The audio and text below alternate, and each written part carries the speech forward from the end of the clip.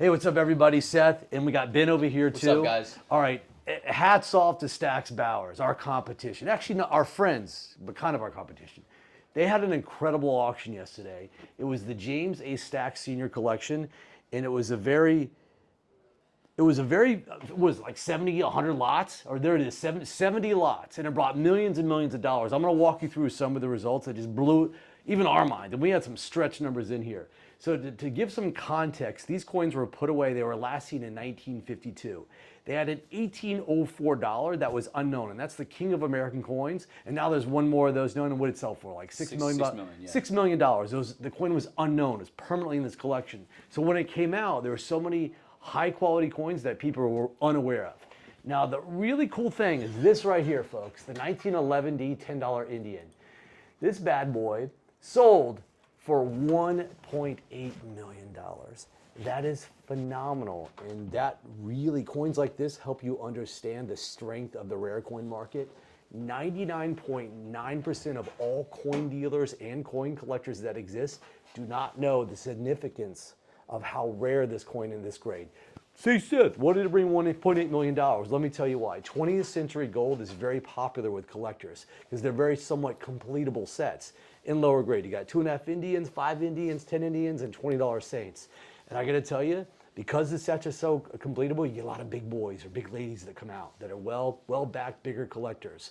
So there are iconic coins in the $10 Indian head series. The rolled edge, which there's 40 known, that's worth $1 million. The 1933, there's 30 of those known. Those are what we call ultra classic rarities. Those are worth over $1 million. But this, my friends, is a lot more common of a coin in like AU MS62, but in this grade, MS66, CAC approved, it is by far and the best one, the finest known. So it's what we call a condition rarity. Condition rarity is very simple. A lower grade coin could be worth a little bit to like a lot, but not excessive. But whenever you get a coin that's really like by far away the finest known, collectors go gaga over that stuff, and it really surprises the whole coin market. A lot of people are saying this coin would have sold for $750 to $1 million, but $1.8 million, crazy. Let's quantify it a little bit, all right? We're this is a CEC grading, the POP report, how many they have stickered. Here we go, 11D. Now in MS66, there's one. See that right there? And let's talk about price guides. Price guide listed at $540,000. Let me be very clear about this. Gray sheet.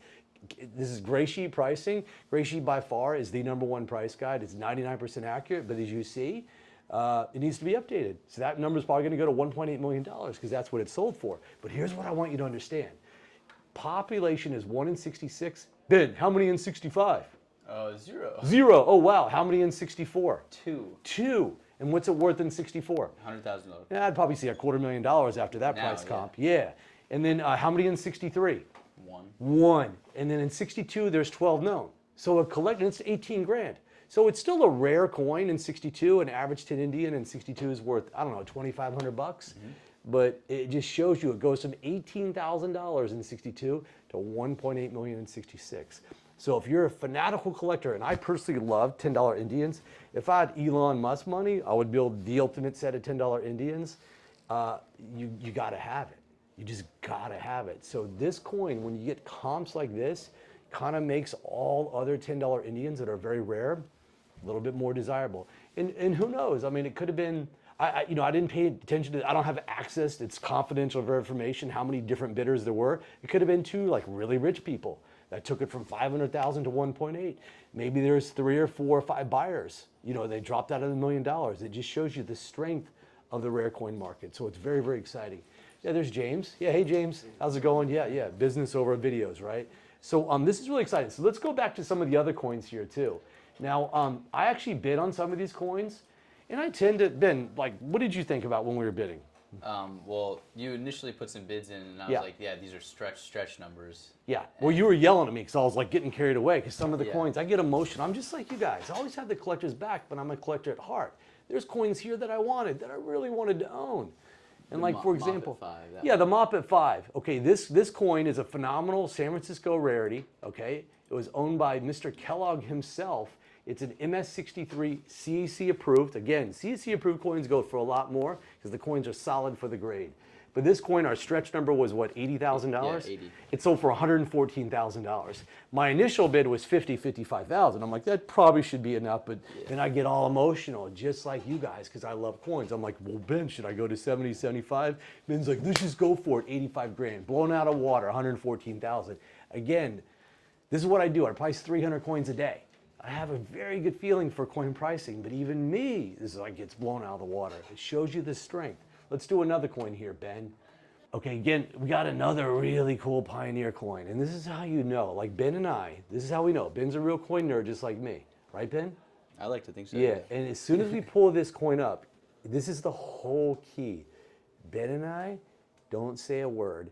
We just look at each other and we smile. Like, that's when you know you got a really good coin in front of you. You think words don't even, we can't be, oh, that's a nice coin. We say that's a nice coin all the time, but when we see something like this that's really, truly rare, that's made in our backyard, that's very historical, but look at the original coloration and how exciting it is.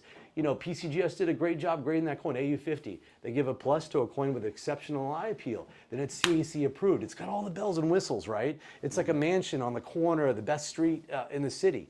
And, you know, what did I bid on this one, Ben? I bid like, I was like, Ben, this is awesome. We got to have it. Yeah, I think we went up to like 60, 65, sold for 70. That one really didn't get away from us so much like the other ones.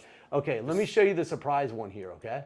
Did you see what this one sold for? Okay, good. This is good. This is my favorite one. Okay, this is Augustus Humbert $10 gold coin.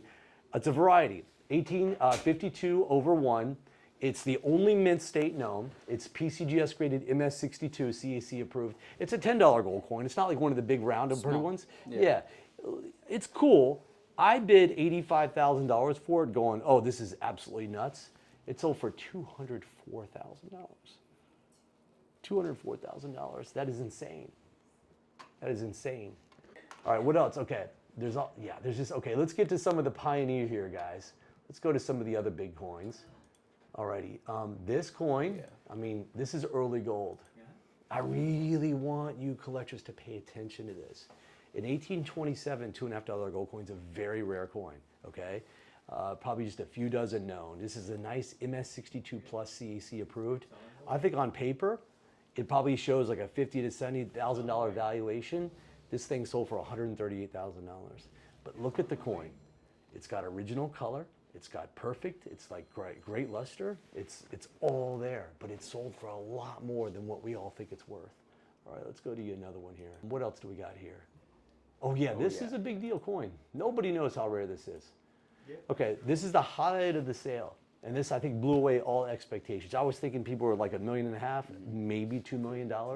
It's a 1798 $5 gold coin with a small eagle on the reverse. There's only 5 of these are known, and this is the best one. It's the only one that's CAC approved.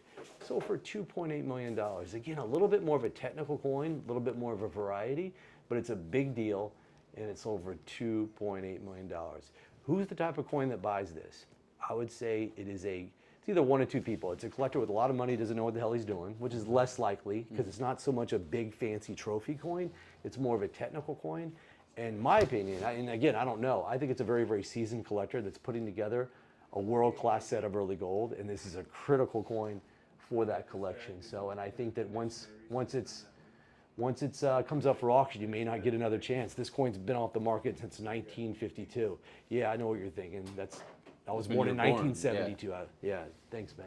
So there you go. So what's your summary out of all these results, Ben? What did you think overall? I mean, nice coins sell for a lot of money. Yeah. And I think, I was telling Seth, I was like, all these coins are going to go for crazy money, but I guarantee you a good portion of them are going to sell for more very soon after the auction. Yes. You want to know why? Because it's opportunity. It's opportunity. These coins speak for themselves. They are for what they are. They're very rare. They're very original. They hit all the bells and whistles that a seasoned collector recognizes. But then it boils down to opportunity. You could have all the money in the world. If the coins just aren't available, they're not available. So you have a handful of 70 coins, and like out of this, like 20 of them are like wow, like Seth type coins, and they sold for a lot. But hats off to Greg Roberts and Brian Kendrella, the leaders over there at Stack's Bowers. You guys did a phenomenal job at marketing this. I remember Brian talking to you about the collection at the fun show. I appreciate you showing me a lot of the coins in here. Fortunately, it's a waste of your time because I didn't I still bid, but I couldn't buy any. I can't afford it. I tried, Brian. But you guys had these coins out of the fun show. I think even like the ANA show.